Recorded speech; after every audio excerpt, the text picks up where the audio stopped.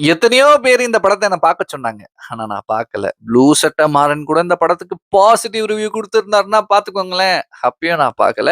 ஒரு நாள் சும்மா ஃபோன ஸ்க்ரோல் பண்ணிட்டு இருக்கும்போது இந்த படம் கண்ல மாட்டுச்சு. படத்த பார்க்க ஆரம்பிச்சேன். படத்த பார்த்தா ரொம்பவும் சிம்பிளான, நீட்டான ஒரு கதை அப்படின்னு தான் சொல்லியாகணும். ஒரு ஊர்ல ஒரு லவ்வர்ஸ் இருக்காங்க.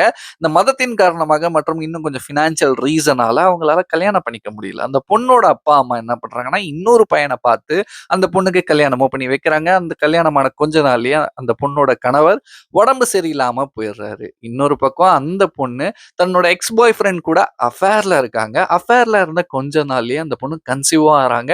இந்த பக்கம் அந்த பொண்ணோட ஹஸ்பண்ட் இறந்து போறாரு. அந்த பொண்ணோட மாமியார் என் பையன் இறந்து போனாலுமே, என் பையனே பொறக்க போறான் அப்படின்ற ஒரு மனநிலையோட தனக்கு பேர குழந்தை பொறக்க போகுது அப்படின்ற ஒரு சந்தோஷத்திலயும் இருக்காங்க. ஒரு கட்டத்துல அவங்க மாமியாருக்கும் தெரிய வருது. அந்த பொண்ணோட அப்பா, அம்மா எல்லாருக்குமே தெரிய வருது.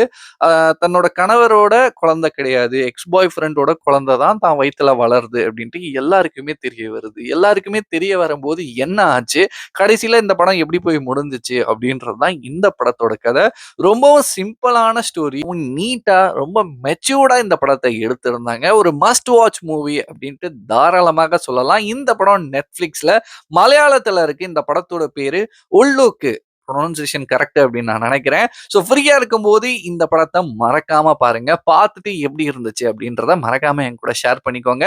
படத்தோட ப்ராப்பர் ஸ்பெல்லிங்கோட டிஸ்கிரிப்ஷன்ல குடுத்துருக்கேன். அதாவது கேப்ஷன்ல குடுத்துருக்கோங்க. பார்த்துக்கோங்க. பார்த்துட்டு எப்படி இருந்துச்சு அப்படின்றத மறக்காம என் கூட ஷேர் பண்ணிக்கோங்க. பாய்.